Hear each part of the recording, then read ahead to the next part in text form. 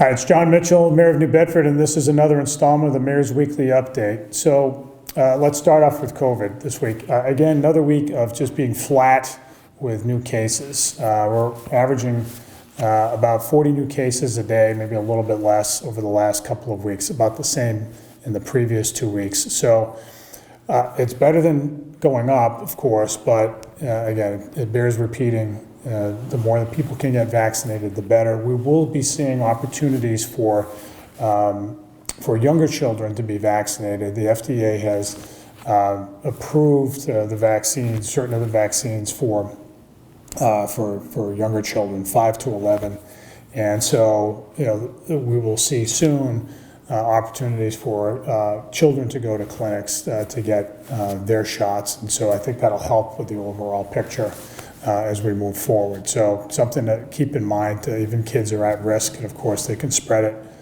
to others who are especially at risk. So that's something to keep a close eye out on.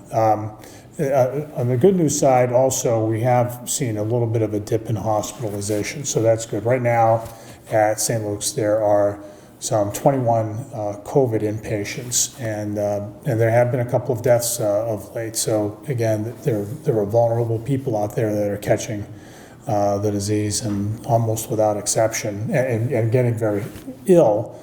And of the ones who get very ill, almost without exception, they're folks who are unvaccinated. So again, getting the vaccine, getting vaccinated is the name of the game.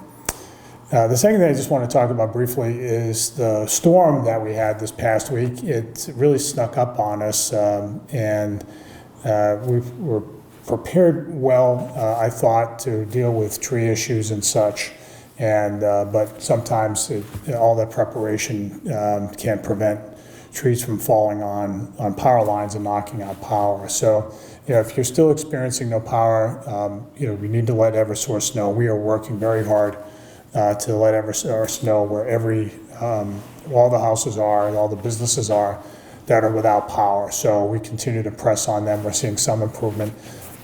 Fortunately for New Bedford, the proportion of folks without power is a lot smaller than it is in the surrounding towns, where it's a lot higher. There are more trees in those places and more power lines, fewer underground utilities.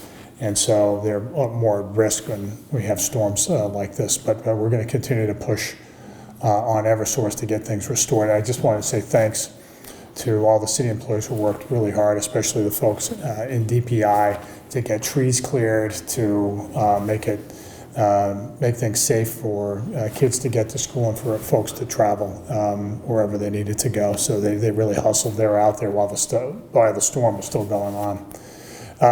The last thing I want to talk about is there's an election next week, November 2nd, Tuesday, November 2nd. And the predictions are, understandably, that the turnout is going to be low. I would suggest that we do everything we can to defy those predictions. The more that we get people out to vote, the better. And there are lots of reasons that we're all familiar with that we should be voting, right? It's an expression of your political views and your values. It's a way of participating in the life of your city. It's a right that you have to exercise, but beyond that, the way I see it is it's something that has been given to us by those who have sacrificed so much in generations past for the republic that we enjoy having now. And so exercising the right to vote in some ways is a validation of what they've done, and that's just one more reason to get out there. So I hope to see you out there on Tuesday, whatever your preferences are in terms of who you're voting for. I think the biggest thing is just to get out there and vote. That's been the Mayor's Weekly Update. We'll see you next week.